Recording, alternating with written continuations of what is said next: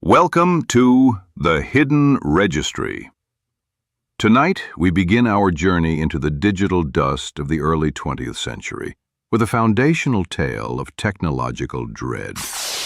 This is The Machine Stops by E.M. Forster, first published in 1909. This is Episode 1, The Call.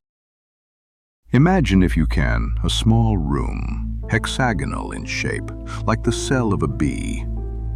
It is lighted neither by window nor by lamp, yet it is filled with a soft radiance. There are no apertures for ventilation, yet the air is fresh. There are no musical instruments, and yet, at the moment that my meditation opens, this room is throbbing with melodious sounds. An armchair is in the center. By its side, a reading desk. That is all the furniture. And in the armchair, there sits a swaddled lump of flesh, a woman, about 5 feet high, with a face as white as a fungus. It is to her that the little room belongs. The woman touched a switch, and the music was silent. I suppose I must see who it is, she thought, and unset her chair in motion. The chair, like the music, was worked by machinery, and it rolled her to the other side of the room, where the bell still rang importunately. "Who is it?" she called. Her voice was irritable, for she had been interrupted often since the music began. She knew several thousand people. In certain directions, human intercourse had advanced enormously. But when she listened into the receiver, her white face wrinkled into smiles, and she said, "Very well, let us talk. I will isolate myself. I do not expect anything important will happen for the next 5 minutes, for I can give you fully 5 minutes, Kuno. Then I must deliver my lecture on music during the Australian period." She touched the isolation knob so that no one else could speak to her. Then she touched the lighting apparatus, and the little room was plunged into darkness. "Be quick," she called, her irritation returning. "Be quick, Kuno. Here I am in the dark, wasting my time." But it was fully 15 seconds before the round plate that she held in her hands began to glow. A faint blue light shot across it, darkening to purple. And presently she could see the image of her son, who lived on the other side of the earth, and he could see her. "Kuno, how slow you are." He smiled gravely. "I really believe you enjoy dawdling." "I have called you before, Mother, but you were always busy or isolated. I have something particular to say." "What is it, dearest boy? Be quick. Why could you not send it by pneumatic post?" "Because I prefer saying such a thing. I want you to come and see me." Vashti watched her face in the blue plate. "But I can see you," she exclaimed. "What more do you want?" "I want to see you not through the machine," said Kuno.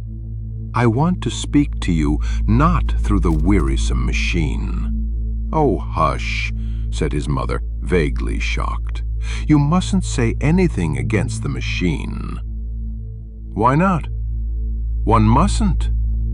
"You talk as if a god had made the machine," cried the other. "I believe that you pray to it when you are unhappy. Men made it, do not forget that. Great men, but men. The machine is much, but it is not everything. I see something like you in this plate, but I do not see you. I hear something like you through this telephone, but I do not hear you. That is why I want you to come. Come and stop with me. Pay me a visit so that we can meet face to face and talk about the hopes that are in my mind." She replied that she could scarcely spare the time for a visit. "The airship barely takes 2 days to fly between me and you. I dislike airships. Why? I dislike seeing the horrible brown earth and the sea and the stars when it is dark. I get no ideas in an airship. I do not get them anywhere else. What kind of ideas can the air give you? He paused for an instant. Do you not know 4 big stars that form an oblong, and 3 stars close together in the middle of the oblong, and hanging from these stars 3 other stars? No, I do not. I dislike the stars. But did they give you an idea? How interesting. Tell me. I had an idea that they were like a man. I do not understand. The 4 big stars are the man's shoulders and his knees.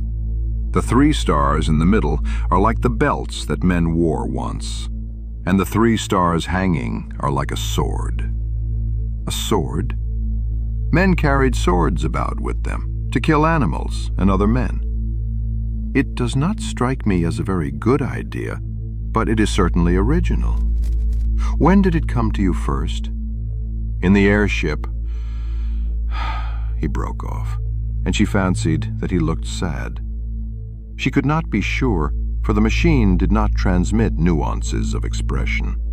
It only gave a general idea of people, an idea that was good enough for all practical purposes, Vashti thought.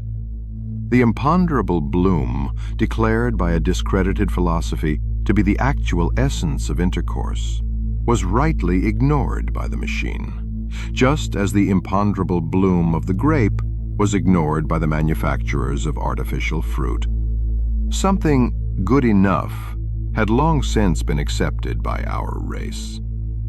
The truth is, he continued, that I want to see these stars again. They are curious stars.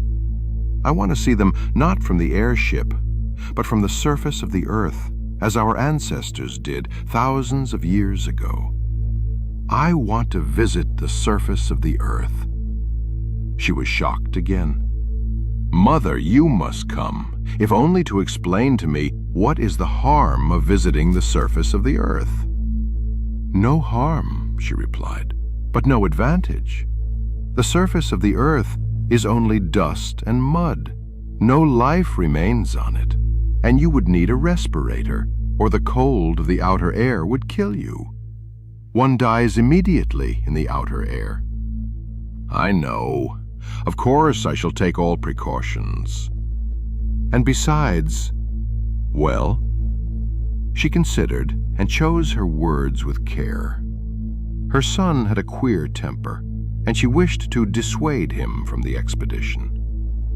It is contrary to the spirit of the age, she asserted. Do you mean by that contrary to the machine? In a sense, but... His image in the blue plate faded. Kuno! He had isolated himself.